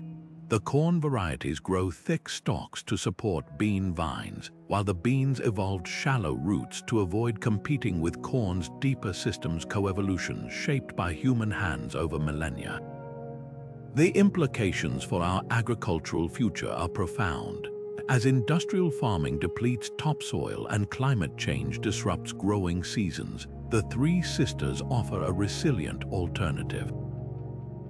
Projects from the Hopi Nation to upstate New York demonstrate how these polycultures withstand droughts that devastate conventional fields. In Wisconsin, organic farmers interplant the trio between apple orchards, where the squash suppresses grass competition while beans enrich soil for the fruit trees. Even urban farms are adapting. The model Brooklyn rooftops now host compact Three Sisters towers using vertical planters. Perhaps the most revolutionary aspect isn't the technique itself, but the philosophy behind it. Where modern agriculture often fights nature with chemicals and machinery, the Three Sisters method collaborates with ecological relationships we're only beginning to map. Scientists now recognize these plots as early examples of what we call push-pull agriculture, where plants actively shape their environment to benefit the whole system. It's a lesson written in leaves and roots. The solutions to tomorrow's food crises might not come from futuristic labs, but from the quiet wisdom of fields tended centuries ago. Towering over the ancient port of Alexandria at nearly 400 feet, equivalent to a 40-story skyscraper, the Lighthouse of Alexandria didn't just guide ships. It proclaimed humanity's audacity to bend nature to its will. Built around 280 BC under Ptolemaic rule, this marble titan was crowned with a flame so bright some claimed it could scorch enemy sails at sea. But the real marvel wasn't its height or fire, it was the colossal polished bronze mirror mounted at its pinnacle. Ancient texts describe how this parabolic dish reflected and focused sunlight into a daytime beacon visible for 30 miles, while after dark, it redirected firelight into a piercing beam that cut through Mediterranean storms like a celestial blade. Modern engineers have spent decades debating how this optical feat was achieved. Recent studies suggest the mirror might have employed a principle similar to today's concentrated solar power plants, where parabolic surfaces focus light into intense heat.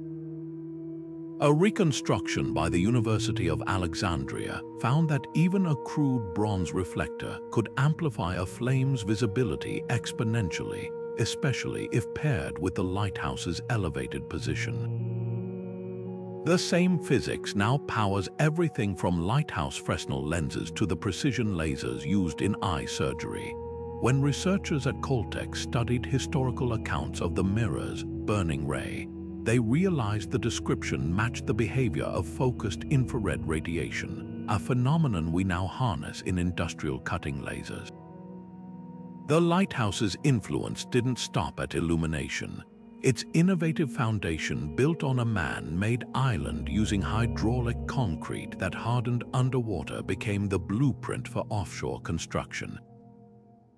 Roman engineers later adapted these techniques for harbors like Caesarea Maritima, just as modern builders do for oil rigs and wind farms.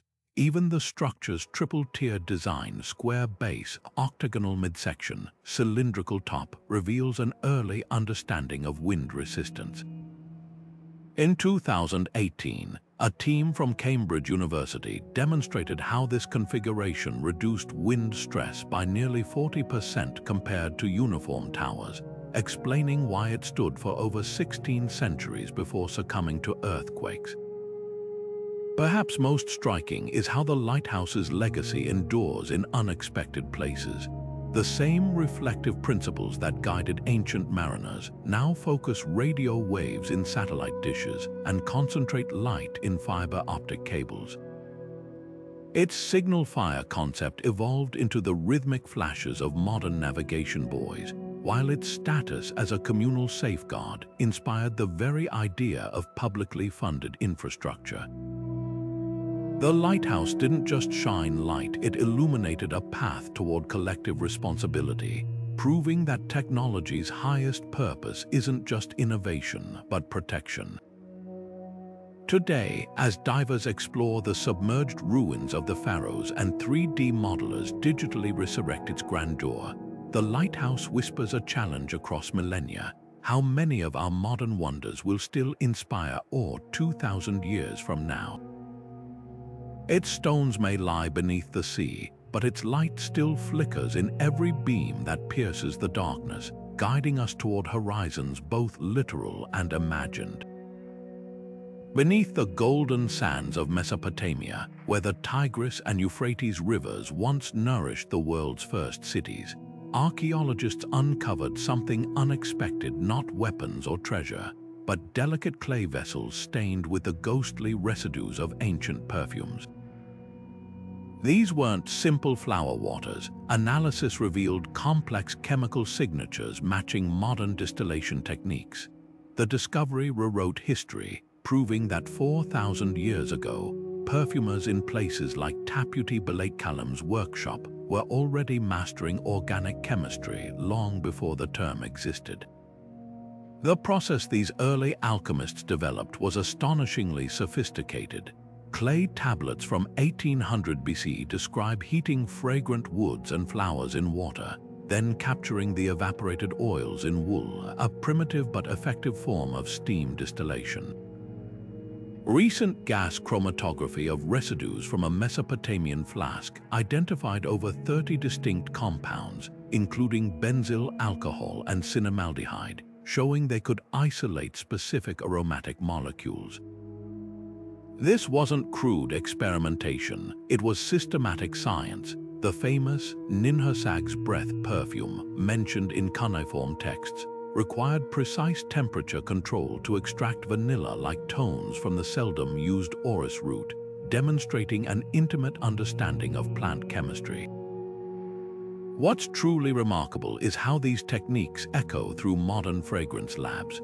The same basic principles power today's industrial stills, where roses from grass and oud from Southeast Asia undergo nearly identical transformations. Chanel's master perfumers still employ enfleurage, a method where fats absorb floral scents, just as Babylonian artisans did with sesame oil and lily petals. Even the concept of scent pyramids, top, middle, and base notes traces back to Mesopotamian formulas that layered bright citrus over earthy myrrh and enduring cedar wood. But these ancient perfumes were more than personal adornment. In Assyrian courts, specific fragrances denoted rank and office, much like corporate dress codes today. Medical texts prescribed lavender-infused oils for calming nerves, while temple inventories list frankincense reserves valued like gold. When King Tutankhamun's tomb was opened, the faintest trace of his funeral unguents still lingered after 33 centuries, proof of their extraordinary preservation chemistry. Modern researchers replicating these recipes found that honey and beeswax additives acted as natural fixatives, slowing evaporation just like synthetic ambroxan in today's colognes. The legacy of this olfactory science extends far beyond perfume counters. Distillation breakthroughs from these ancient workshops laid the groundwork for isolating medicinal compounds, leading to everything from essential oils to life-saving antibiotics. Al-Kindi's 9th century Book of the Chemistry of Perfume became a foundational text for later chemists like Jabir ibn Hayyan, whose work influenced European alchemy. That direct lineage means your morning cough syrup and evening whiskey both owe a debt to some long-forgotten perfumer, watching carefully as vapors curled through a terracotta condenser. Perhaps most poignant is how these scents bridge time. When scientists recreated a Sumerian royal perfume based on tablet instructions, the result wasn't some alien aroma, it was complex, wearable, even modern. The same molecules that once drifted through Nebuchadnezzar's gardens now float in niche fragrances selling for hundreds per ounce. In that continuity lies a profound truth. Humanity's quest to capture beauty in a bottle hasn't changed in millennia. Only the bottles themselves have grown fancier. Now, cutting-edge labs are completing the circle by applying 21st century technology to these ancient formulas. Mass spectrometers analyze residues from Roman glass unguentaria to reconstruct Cleopatra's favorite scents, while AI maps chemical relationships between cuneiform recipes and modern fragrance families. The goal isn't just historical curiosity, it's discovering sustainable alternatives to synthetic musks by revisiting forgotten plant combinations. That clay-stained still in Mesopotamia didn't just give us perfume, It sparked a chemical dialogue across 40 centuries, proving that sometimes the most enduring innovations are those we can literally breathe in. The hunt for ancient innovation isn't just about dusting off relics. It's a high-stakes race to solve tomorrow's problems with yesterday's genius. Take Damascus steel. After centuries of failed attempts, researchers at the Max Planck Institute recently cracked its nanostructure using atom probes, revealing self-organizing carbon nanotubes that could revolutionize everything from flexible electronics to earthquake-resistant bridges. But here's the twist. This breakthrough didn't come from a lab experiment, but from studying a 12th century sword in a Berlin museum. Similar revelations are happening across disciplines. In Cambridge, materials scientists are reverse engineering Roman concrete's self-healing properties to create radiation-shielding walls for future Mars habitats, while architects in Dubai integrate windcatcher cooling principles into skyscrapers, slashing energy use by 40%. What makes this moment unique isn't just rediscovery, it's synthesis. Teams at MIT's Media Lab are merging Mayan astronomy with AI, training algorithms to detect celestial patterns in ancient codices that might predict solar storms. Over in Norway, marine engineers combine Viking sunstone navigation with quantum gyroscopes for fail-safe ship guidance when GPS signals drop. Even medicine is looking backward to leap forward. Pharmaceutical companies now screen Ayurvedic texts for overlooked plant compounds, leading to drugs like Sankuro for diabetes derived from a 3,000-year-old Tamil remedy. The real frontier lies in connections we haven't yet made. Archaeologists recently uncovered a Minoan palace gadget in Crete, a complex gear system that may have calculated lunar cycles. Could its principles optimize tidal energy turbines, or consider the Incas' knotted quipu cords? Their binary-like coding structure is inspiring new data storage methods using molecular knots in synthetic polymers. The key is approaching these artifacts not as curiosities, but as alternate paths in humanity's technological tree, branches pruned by time that might bear fruit now. This isn't just about nostalgia, it's necessity.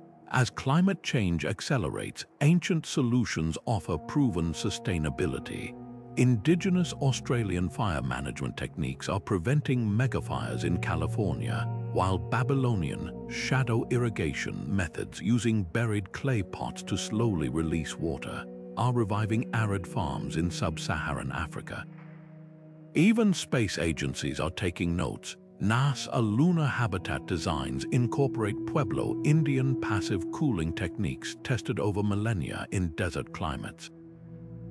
The next chapter won't be written in labs alone, but in libraries and excavation sites. Thousands of manuscripts remain untranslated: Byzantine medical texts, Song dynasty engineering manuals, Persian chemical treatises, each potentially holding solutions to energy, health, or environmental crises. With hyperspectral imaging and AI-assisted translation, we're finally reading pages darkened by centuries, finding equations and diagrams too advanced for their time. The future of innovation might just be hidden in plain sight, waiting for the right moment to be seen anew. These ancient marvels stand as silent witnesses to a truth we often forget: innovation isn't a straight line, but a spiral, circling back to rediscover what was once known and lost. The Roman concrete that heals itself, the Damascus steel that bends but never breaks, the wind catchers that cool without electricity, they all whisper the same lesson. Progress isn't just about inventing something new, but about remembering what worked. Think of the Antikythera mechanism's gears turning in perfect harmony centuries before clocks existed, or the Mayan astronomers tracking Venus with nothing but naked eyes and patience. These weren't just flashes of brilliance, they were glimpses of alternate futures, paths not taken but still waiting to be explored. What's most humbling is realizing how many of these breakthroughs were born from constraints. The Olmec had no metal tools when they perfected rubber, just as Babylonian mathematicians lacked modern notation yet devised algebra. Their genius lay in working with what they had: obsidian, latex, clay tablets, transforming limitations into opportunities. That's a mindset we desperately need today as climate change and resource scarcity challenge our own era. The past doesn't just offer solutions, it teaches us how to think differently. Now it's your turn. Which of these ancient wonders sparks your imagination? Maybe it's Zhang Heng's earthquake detector, its bronze dragon still guarding the secrets of early warning systems.